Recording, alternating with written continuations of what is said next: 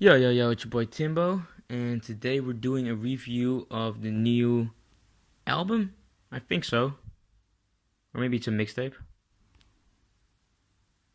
I couldn't really find what it was, but it sort of sounds like a mixtape, but I'm gonna call it an album because I don't think this is his first project. I've heard of some stuff before that he made. And, the way this is put together in the beginning sort of sounds like a mixtape, but later on it kind of starts to sound like an album, and people are calling it an LP, so I'm just gonna call it an album. Now, QM or Quintin Miller, I think everybody pretty much knows now, if you know anything about the current state of hip hop, who this guy at least is. He's the infamous ghostwriter of Drizzy Drake, and he kind of got the short hand of the stick on that one. He there was a lot of stuff going on. There was like a big moment for him to sort of, I guess, make his name out there, but instead he just sort of came off looking as the dude who wrote for Drake, and that's pretty much it. And now he fades into nothingness, right? And of course, that's not what he wants because he's an upcoming rapper, so he's trying to get his name out there. So, I respect him for still trying because, he made some of Drake's biggest hits. I don't know how much he wrote for him, but we know that he probably wrote that Energy song and a lot of just that stuff that's on. If you're reading this, it's too late. The fucking running through the six with my woes. Like all that shit. That's like complete bangers. I mean, they might not have been the most thoughtful and thought-provoking Drake things ever made, but they were definitely one of the biggest bangers. So that's something. And that also shows that you have somewhat talent. So it's of course it sucks if you can't really show it to people. So I thought we at least give the guy a try and review his album. Okay, it starts off with a song called "Cold Day in Hell," and the song is exactly what the title sounds like. It's a grimy ass fucking intro with gunshots and all. I didn't expect this one, to be completely honest. Um, Monotone sounds going through the beat while you hear like a bunch of like really no, I mean like grimy monotone sounds going through the beat while you hear just like a big noise, which is like the beat, I guess. And it's not a bad beat at all, but it's not Quinn's beat if you ask me. He doesn't really sound too great on it. When he's spitting, I mean, the shit he's saying, I guess, matches, but just like his monotone voice doesn't really match the beat, if you ask me. But I guess he does come all right on the hook. Next song is called High Speed Chase. Sort of like a high-pitched video game-like vocals.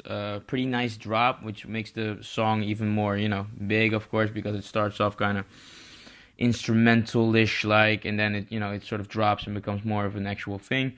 This sounds more like Quintin Miller stuff. He sounds better on just like the high pitched beats, whether that be the poppy beats or the more experimental beats.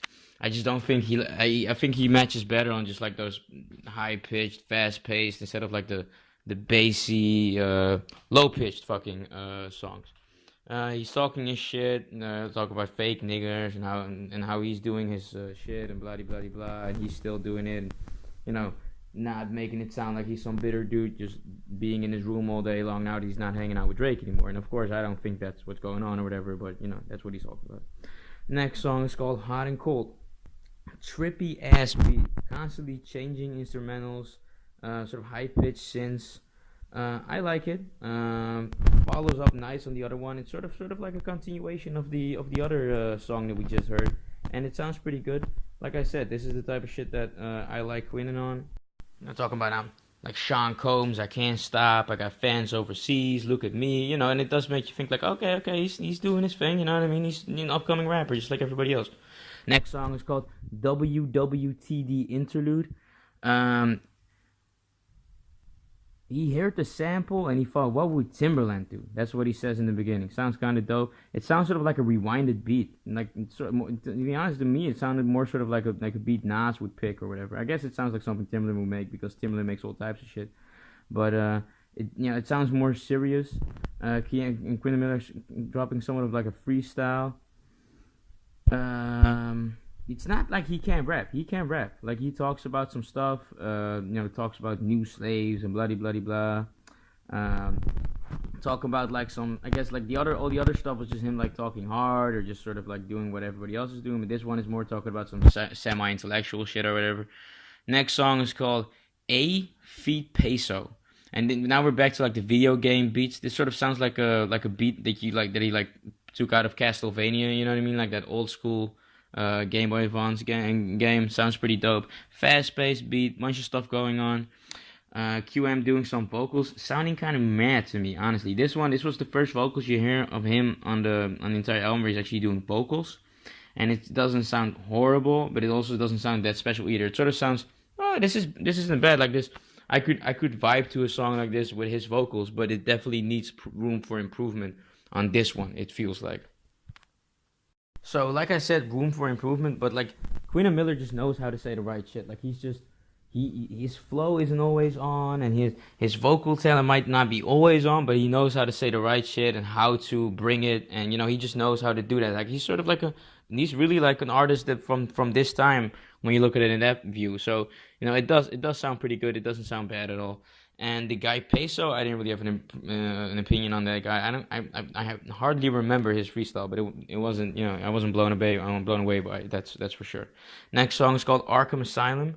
Another grimy ass beat, grimy piano. It sort of sounds like the Hell on Earth beat from Mobb Deep, but it quickly becomes like some trap shit.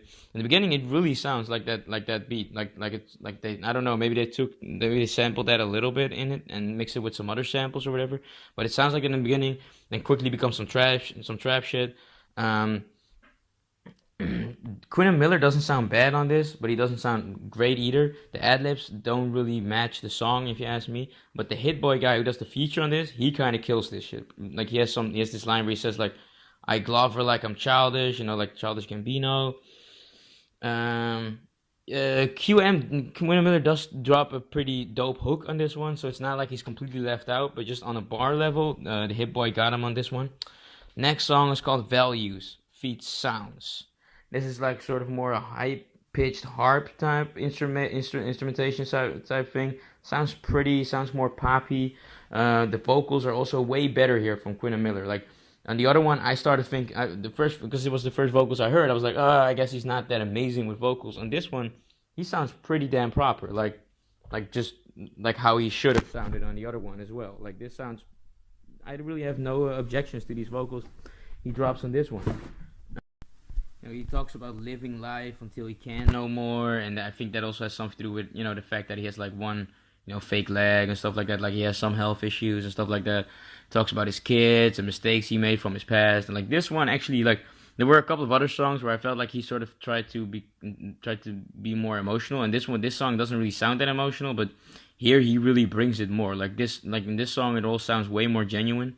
And the other guy sounds also dope, but just not as good as Quintin Miller on this one. Quintin Miller got this one, and I also feel like this is the moment. This song is kind of the moment where Quintin really comes on his own on this album and really shows us and takes over this album basically.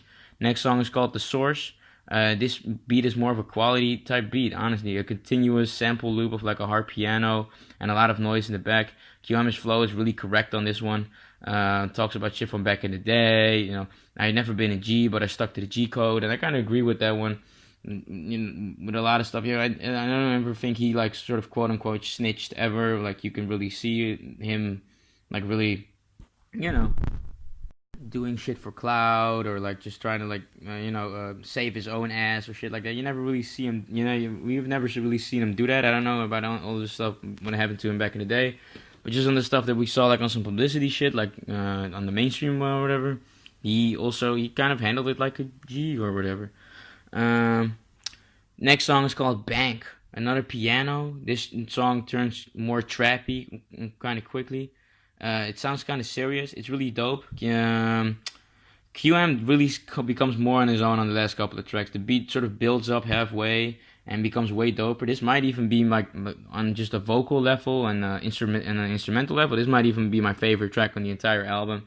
Sounds really dope, really serious, but also funky. It's it has the best of both worlds, I guess. It sounds really serious, but it also sounds kind of funky and sort of turn up as well. And he spits on here. The next song is called Scenic Route. Fat bass beat with some high pitched noise in the back. Sounds dope. Quintin Miller talking some boss shit. Also has a really dope feature on here with the guy called Cool is Mac. He also like they just both sort of freestyle on this one, and it sounds really dope. It's like a really fat subwoofer type bass with a bunch of high pitched sounds, and they're just sort of spitting on this, and it sounds really dope. It sort of sounds more like a freestyle, like the WWTD interlude. And then the last song is called Closing Statements, and it's a really dope closer, honestly. Um, yes, he says he has to watch his words because his kids are upstairs. And then, like, maybe the most trippy ass beat on the entire album comes on. And it's just like a whole bunch of noises, making sort of like a. Like, in the beginning, you're like, oh shit, where's this going? Is this okay? Like, it sort of sounds like a really interesting way to end it. And you're like, oh, maybe you should play it a little more safe or whatever. But it sounds kind of epic. Like in the beginning, it sounds really chaotic, and it continues to sound really chaotic. But it also just sounds really epic, honestly. I got a bunch of like motor and car sounds just like going through the entire beat with a bunch of like more like I guess like bassy subwoofer type sounds in the back, and then like halfway through it, they're like more high pitched, sort of like. I don't want to say harpy, but just sort of like real, like literal, like just high pitched sounds, like pew pew, like going through the entire beat, and just on different types of, you know what I mean, harmonies going through the entire beat, and it just sounds really fucking dope. And the high notes kind of make it more emotional, sort of. And this whole album is like it's kind of poppy, and it sort of feels unfinished in some ways at some points, mostly in the beginning, but it does have sort of like an emotional, depressive vibe going through it, and I think Quintin definitely has the right to sort of put that in his music because there's a lot of stuff that guy's gone through. So this is sort of like a dope closer, I think, because it really gives that vibe. Like it sort of gives you a feeling like this isn't over yet. Like this sort of feels like an unfinished song, and we're gonna keep going in the next album. But at the same time, it also sort of makes you wanting more, and it also kind of sort of does close this album pretty dope. So it has the best of both worlds on this song as well. I guess it sounds really dope to me personally. And Quinn does also says like he does make some closing, like some real closing statements. He says like nothing is off the table anymore. Apparently like I haven't heard him like say some real specific shit on this album or whatever, but no, he does really put himself open for the world, I guess. Like he's not afraid to put himself out there and make himself vulnerable or whatever. He also tells how people tell him he's not a star, and how he doesn't really listen to that, and he's just like, yo, and this is the only thing I want to do, so I'm gonna keep going. So I respect that. And when people say stuff like you're not a star, like I pretty much agree with them when you look at Quintin Miller, but I also feel like in this day and age that's not that important anymore. Like you can still, I do think that there's room improvement for this dude, but you can still just like pop just when you're not a star, He talks about how he can't give his dogs money yet, and how they're also going through financial stuff, but and that sucks, you know what I mean. But also says that he hasn't worked in years himself, and he's just making money doing this music shit. So that's also dope. So he feels blessed, even though he's not content yet. So that sounds dope. And in the end, you hear his kids even like saying like, "Thank you for listening to my dad's album," and blah blah blah. And it's really emotional, man. Like it's really like. This song at the end really put me off guard. Just the last couple of songs on the album at the end really put me off guard and really made this album way doper than I thought it would. Because I always said it's better to start off an album more man, end it really dope than started off really whoa and then ended off kind of meh. Like it's better to take him out really on a real serious level, you know what I mean? And that's definitely what he did here. Like the last 6 songs on this album or whatever. Let me see. Right, I would say like the last 5 or 6 albums on this song really make it a completely different album. But also, it doesn't, it's still like a Quintin Miller album or whatever. But the quality is just way better, and the stuff and the way that he comes on it just sounds way better. In the beginning, it almost sounds like it took a while to make this album. In the beginning, he wasn't as dope as he was at the end of the album, which came in like way later or whatever, because it sounds really dope. At the end of the day, when people say Quintin Miller's not a star, I definitely understand what they're talking about. Especially on the beginning, you can hear that a lot of times when you hear him rap or you hear his vocals, you're like, there's still some real room for improvement, especially when it comes to how you bring it. You know what I mean? The flow and Uh, you're making people really believe you, honestly, because he sort of struggles with that at times. He just sort of gives you it, but like sort of gives you it, and it's like, okay, you just need to feel it. You know what I mean? He's sort of like MF Doom in a way, a little bit, because he he has everything. He has the entire package, especially for his time, and he knows what he needs to say and what kind of beats he needs to spit them and blah blah blah, and all of it sounds really dope. But he just lacks sort of like that star power and that flow and blah blah that like a dude like a Drake has or whatever. He doesn't really have that. But at the end of the day, he has everything else, and this album is really dope. You know what I mean? Like it's not, and it becomes way better, which to me I always like way more. So it's not perfect. It kind of sounds like a mixtape, even though I think it's supposed to be an album. Because the way especially the way how he ends it, it really feels like he was like, this is like my my big project that I'm giving to you. You know what I mean? And for that, I'm gonna give it a 7 plus. And that's not the best rating you can ever have. I would like to give it an 8, but it's pretty fucking good. You know what I mean? But I'm just saying, like, it could be better. Like, that's all I'm saying. Like, it could be even more better. Like, I think that still has room to grow and become even better. But at this point, let's say the dude would, God forbid something would happen to him and he would leave this. I would say, like, yo, this was pretty dope. Like, this is something to leave behind, and I would show it to people and be like, yo, what do you think of this? Like, I thought this was dope as fuck when it came out, and I was kind of hyped about it at the end. You know what I mean? And he just seems like a dude that he doesn't have all the cards set up completely for him, but he has some, and he's dealing those cards, the ones that he has, and you gotta respect him for it. You know what I mean? What do you guys think? Do you guys think this shit is dope as fuck, or do you guys think this is sort of mwah? Let me know. Like, comment, subscribe. Peace.